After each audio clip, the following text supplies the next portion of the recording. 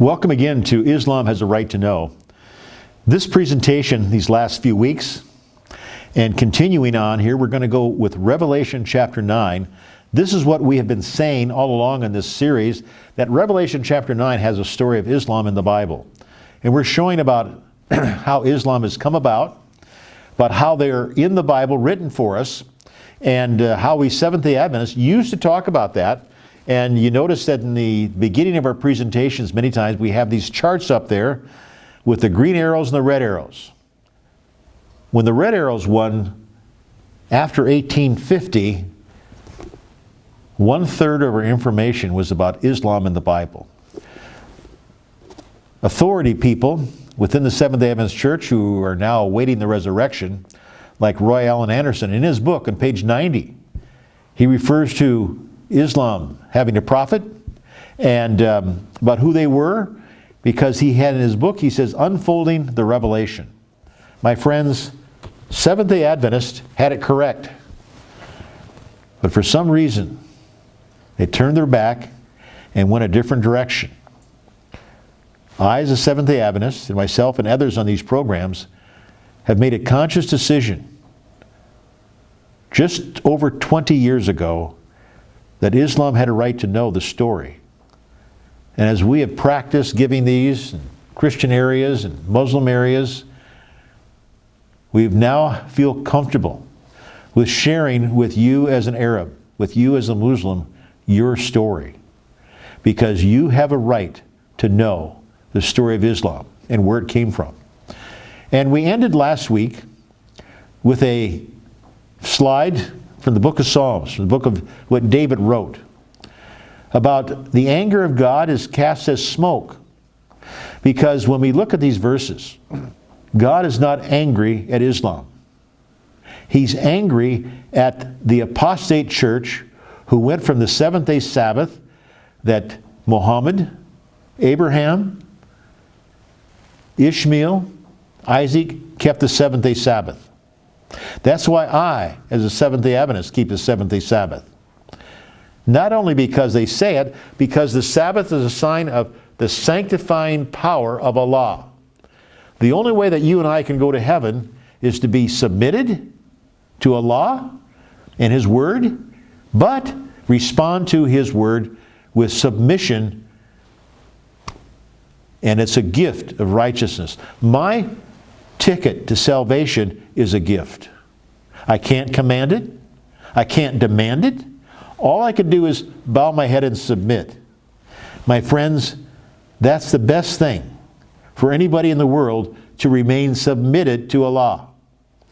God's anger is not against Islam, but it's against His professed people, the Roman Catholic system. We look at locusts again as we start here. We look at Leviticus chapter 11, verses 21 through 22. Locusts.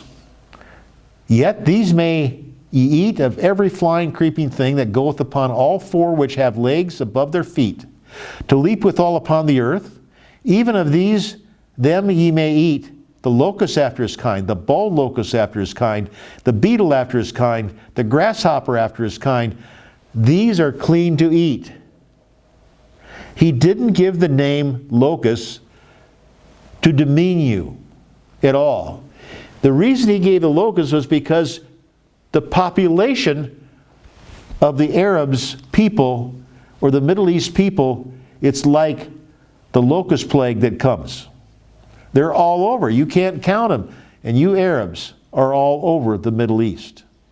And I, as a Seventh-day Adventist, recognize that, and I just want to encourage you. I just want to encourage you. This particular banner chart you've seen before. On here you have a red arrow and a green arrow and like a dark yellow arrow.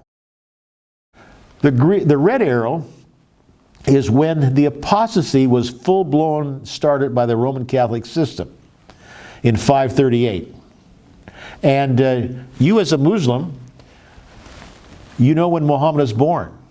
I think 570, 572, something like that. He was born after the apostasy of the Christian church, because Allah had to be fair to give the Christian church time And from the time of Asa, when he was at Jerusalem, they changed all these things, brought in idols back in, brought in unclean foods, changed the day of worship, telling people they're going to live in a ever-burning hell. My friends, Muhammad was brought back to bring judgment upon the Roman Catholic system, just as Isa el-Messiah was living on this earth, how he was persecuted, all those things. He eventually was killed. But I think back to the time of the Judges, chapter 6. Israel was delivered in the hand of the children of the East for judgment. This is the first time the Arab people were brought about to bring judgment upon Israel. And it was being used time and time again. And it's no different now, spiritual Israel. Myself and others in these programs, we consider ourselves spiritual Israel. We're bound by God's law and His gift of salvation. But if I don't listen to a law, I'm no better than other people who rejected a law. No different. We want to encourage you. Islam was brought about by God to bring deliverance to His people. People don't want to look at that today, but that's true. That's a fact. Revelation chapter 9, verse 4, it says this. And it was commanded them that they should not hurt the grass of the earth, comma. Now, this is talking about the locust power in Revelation, which is Muslims. You see, they were still taking commands from Allah. It was commanded them that they should not hurt the grass of the earth, neither any green thing, neither any tree, but only those men which have not the seal of God in their foreheads. My friends, what is a seal of God in your forehead? Well, let's look back at the Bible and see what it says. The prophet Ezekiel wrote this. Moreover also I gave them my Sabbaths to be a sign between me and them, that they might know that I am the Lord that sanctify them. You see, the Sabbaths were a sign. It didn't mean if you kept the Sabbath, you're home free, you go to heaven, or any of that. It just means it's a sign between me and them that they might know that I am the Lord that sanctify them or make them holy. You see, that's the gift. Remember when the angel appeared to Mary? We wish to give you a gift of a holy son. My friends, you see, this is all hinging on a central point. Heaven. I don't intend to live the rest of my life here. I may pass away, but there's going to come an end to this sin and destruction on this earth. There's going to come an end to the sin of terrorism, regardless who does it. My friends, Allah wants to bring His sanctified people, the people who live by His sanctifying power, of the gift of righteousness to them. He wants to give that to His people, because He says, I am the Lord that make them holy, or sanctify them. Exodus chapter 31, verse 13. This is what Moses wrote. It says, Speak thou also unto the children of Israel, saying, Verily my Sabbaths shall ye keep, for it is a sign between me and you throughout your generations, that ye may know that I am the Lord that doth sanctify you or make you holy. My friends, when Muhammad spoke in Mecca on a Friday afternoon, because he knew the Sabbath was coming, my friends, it wasn't just another day, because he knew, as a prophet, he knew the concept of righteousness. The only way that people can go to heaven is by that gift of righteousness, and that's why the concept of submission is so important. We must remain at the feet of Allah with our heads bowed and remain submitted. Because it is a gift of Allah to make you holy. And when you realize that of what Allah has done for you and I, we realize,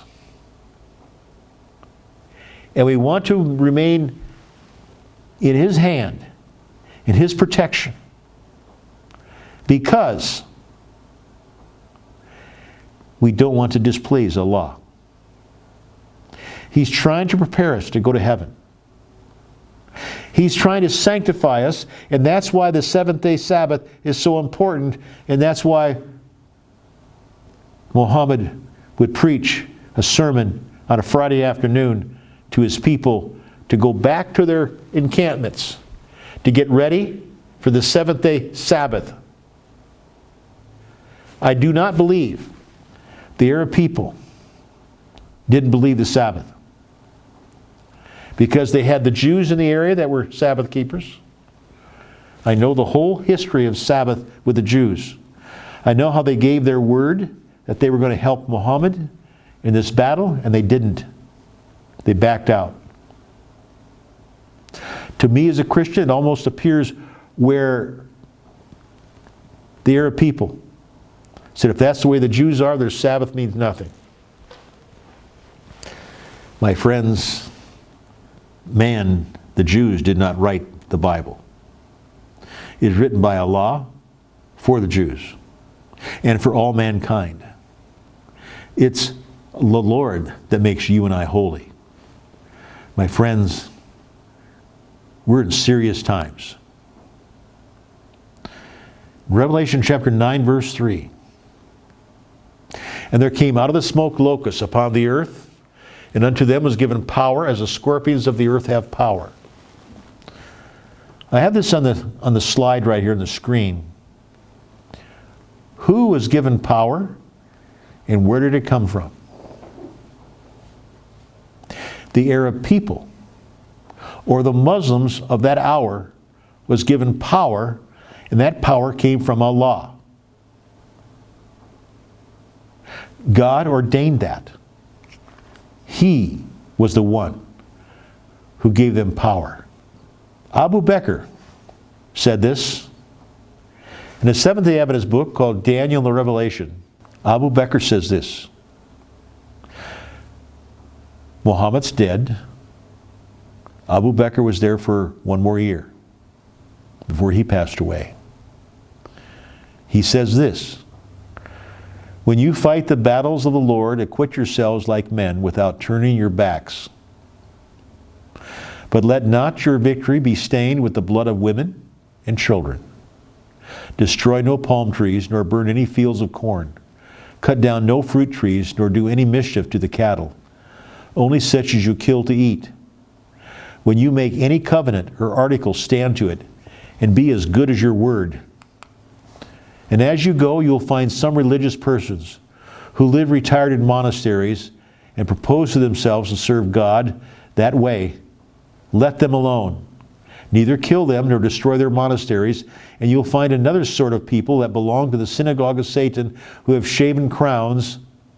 Be sure you cleave their skulls. Give them no quarter till they either turn Mohammedans or pay tribute. That comes from the book Daniel and Revelation, page 499 to 501. In the Fall of the Roman Empire, chapter 51, page 10.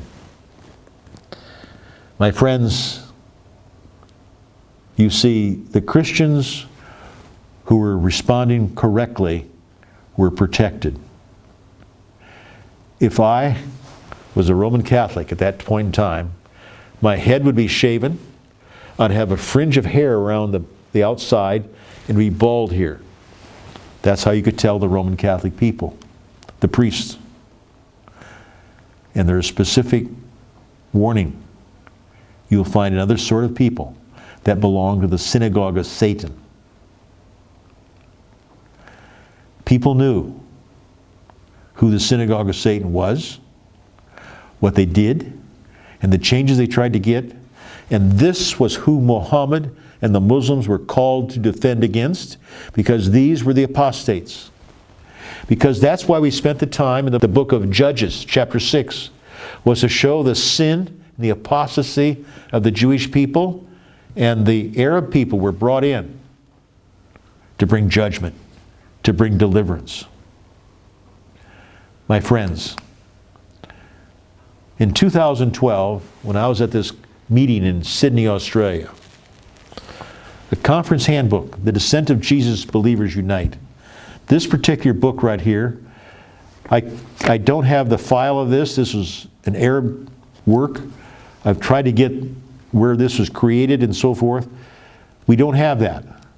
But I do have a book. I've got a couple books left. In this book, it had the story it's called Prophet Muhammad's Charter of Privileges to Christians, Letter to the Monks of St. Catherine's Monastery, by Dr. A. Zahor and Dr. Z. Hogg. Copyright 1990, 1997, all rights reserved. Now, if you go on Google and you put in Zahor, write the spelling down, get it correctly. Z-A-H-O-O-R. Then go to Hogg, H-A-Q. That will bring up this document I'm going to read to you. I'm sitting here in a Muslim meeting in Sydney, Australia, on a table. I have Dr. Laban's son next to me. I have more people on my right. I have another Seventh-day Adventist. And two more Seventh-day Adventists down here. The sad thing, this was announced to all the Seventh-day Adventist churches in Sydney, Australia. The ladies of that mosque made a large bunch of food. Many Seventh-day Adventists are vegetarian. There was no meat offered in the food. So it was, Adventists could eat it with no problem. The building was packed with Muslims. The sad thing is, only 2 Seventh-day Adventist Christians came. I was embarrassed. I was embarrassed. My friends, I don't want to be embarrassed again, in the sense that this information, you Muslims have a right to know. This information, the concept of salvation, you have a right to know. And you need to know that Jesus came as a human being, and he was given that gift of righteousness, what the angel said to Mary. You have a right to know. If that gift was given to another human being, then you and I as a human being have the right to ask for the same gift. I can't make myself holy. But I can follow Isa el-Messiah because he followed the call of Allah. This is what this charter says. In 628, Prophet Muhammad granted a charter of privileges to the monks of St. Catherine's Monastery in Mount Sinai. It consisted of several clauses covering all aspects of human rights, including such topics as the protection of Christians, freedom of worship, movement, freedom to appoint their own judges, to own and maintain their property, exemption from military service, and the right of protection in war. This is a message from Muhammad Abdullah. As a covenant to those who adopt Christianity near and far, we are with them. This is what the Muslims said. This is what Muhammad said. Verily, I, the servants, helpers, my followers, defend them, because Christians are my citizens.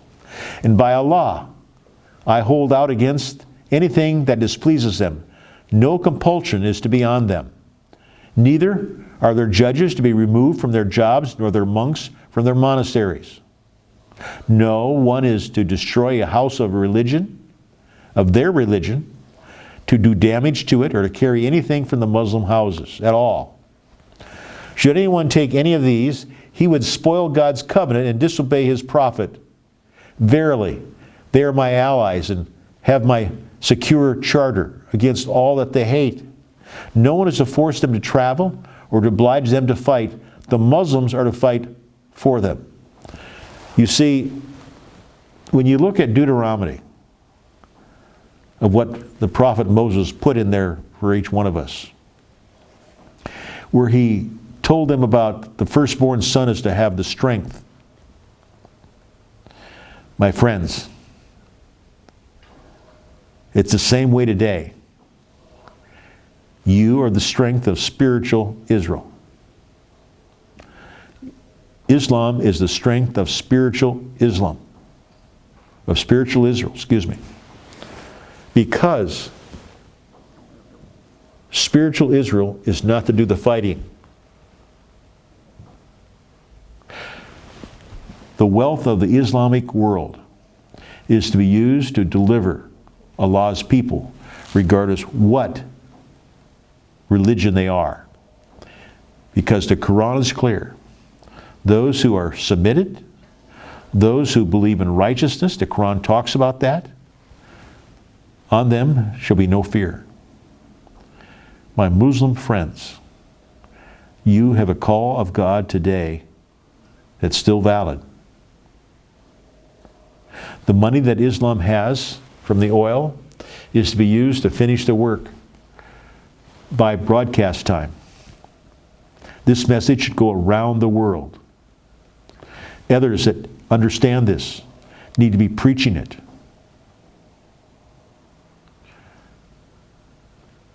Islam has a right to know that concept is real. If a female Christian is married to a Muslim, it is not to take place without her approval. She is not to be prevented from visiting her church. The churches are to be respected. They are neither to be prevented from repairing them, nor the sacredness of their covenants. No one of the nation of Islam or Muslims is to disobey the covenant to the last day, the end of the world. Now it gives a website there. You can go there and get this same thing there as well. And this came. I'm reading this from the Conference Handbook. The Descent of Jesus Believers Unite. This is written by Muslims, Sharia law judges. 2012 conference, June 22nd and 23rd. Is in the Australia Forum, Red Gum Center, Wentworth, Sydney, Australia. Planned by Dr. Mohsin Laban. 1941, he's born. In 2012, he passed away. When I first met Dr. Laban, a long story of how I got there, but one of his Muslims, I realized that I had eaten at their home earlier, and they were from the country of Bosnia. All their relatives were killed by the Serbs. And I heard the testimony of this man and his wife. Is without bitterness and rancor. I was stunned of how their neighbors who were Serb Christians turned on them. All their relatives were killed. But they made it out alive and settled in Australia. The lady is now living in New Jersey, from what I understand. They took myself and another friend of mine to meet Dr. Laban. Dr. Laban was sitting at the prearranged location on a beach, underneath a beach chair in Sydney. And he was very sharp eyes. This was probably in 2010, something like that, 2009. And unfortunately, he was smoking a cigarette, and that's what killed him, lung cancer, emphysema. And I remember the guest that had arranged this meeting. He hugged and he kissed the cheek of Dr. Laban, and the man greeted Dr. Laban. He says, "Dr. Laban, I brought my two friends. I want my friends to be your friends." Dr. Laban said something very, very cutting, and yet it was very true. He said, "I'll let your friends remain your friends. I'll make a choice on who my friends are." I said, "This may be a very short meeting." And so we sat down, and Dr. Laban, with his legs crossed, in impeccable clothes, he said, "So you're a Seventh-day Adventist. Tell me what you believe." I started to tell him the story. He'd nod occasionally. And when I got into Revelation chapter 9, he said this: "I've known previous Seventh-day Adventists. I've never heard this story before. Tell me more." I got through telling the story, and then he made a request. "Could you tell this story at my mosque?" This was on Thursday, I believe. And so we went on Friday, and I said, "Wow, I'm going to be speaking at a Muslim mosque." I assumed I'd be asked many questions before they let me speak. But Dr. Laban was more than ethical, more than fair. He never asked me any pre-qualifying questions at all. I spoke, and he said, when we got through, he says, "We've podcasted this at that time into the Middle East," because he's an Egyptian. I was just like, wow. Then the Muslims embraced myself and my friend. We were hugged, welcomed as brothers. And that friendship that they showed me there never stopped. Never stopped. In fact, I'd visited him numerous times in Australia. And he said, "Stephen, I'm going back to the Middle East. I'm going to Istanbul. I want you to come with me to meet Sufi leaders. I want you to be there so I can introduce you." But he died before that trip could take place, but my ticket was already purchased. I contacted his family, and they said, "Stephen, whatever Dr. Laban wanted before he died, it will be done." So I went with them back to Istanbul. I met them. I met the whole mosque was there in big tour buses. I was treated royally. And Dr. Laban wanted me to bring me to Mecca. I said, "But Dr. Laban," I said, I'm not a Muslim, I can't go. He said, "You don't realize, but you are a Muslim." And I smiled at him, but I didn't go to Mecca. But as the mosque boarded the bus that morning, left my wife and I in Istanbul at the hotel. They were making their way down to Mecca, Medina, to go visit where Muhammad was from. They told me the stories. They were my friends. They still are my friends. My friends, this is how I met and how I believed and come to realize true friends in the Muslim world.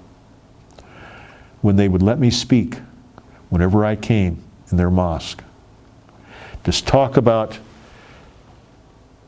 Allah, talk about the prophecies.